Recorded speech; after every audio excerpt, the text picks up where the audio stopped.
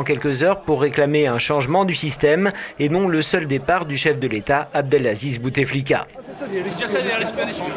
On ne rentrera chez nous que lorsque le régime sera tombé, car nous voulons qu'il représente réellement le peuple, explique le président honoraire de la Ligue algérienne de défense des droits de l'homme. Notre seul problème, c'est le régime, confirme le président du Rassemblement pour la culture et la démocratie. La seule solution, c'est donc le changement et de préférence d'une manière pacifique. 14 personnes brièvement interpellées selon le gouvernement, plus de 300 selon la Ligue de défense des droits de l'homme, 1 millier d'après le Rassemblement pour la culture et la démocratie. Cette marche censée lancer la grande mobilisation contre le pouvoir algérien, qui s'est également déroulée dans d'autres villes comme Oran, aura fait l'objet d'une guerre des chiffres.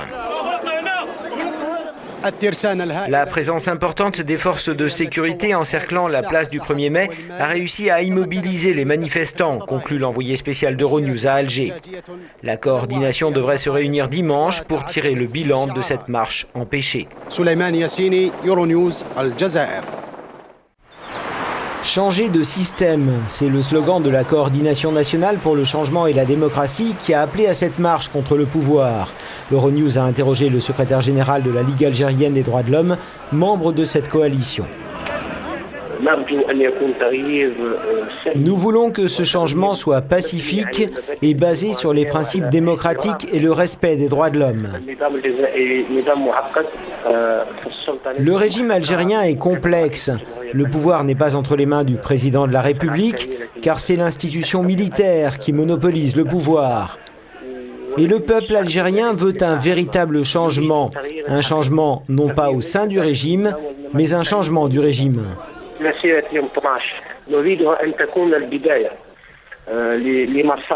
Les manifestations du 12 février ne sont que le début d'un processus qui doit aboutir à un changement démocratique et pacifique. Le peuple algérien a consenti d'énormes sacrifices, en commençant par la guerre d'indépendance, puis le soulèvement d'octobre 1988, dont les acquis ont été stoppés avec l'interruption du processus électoral, ce qui a valu à l'Algérie des années de terrorisme. Mais nous sommes en 2011, c'est-à-dire presque 10 ans après la fin de la violence politique en Algérie. Et le peuple algérien veut vivre quelque chose de différent de ce qu'il a vécu durant les 20 dernières années.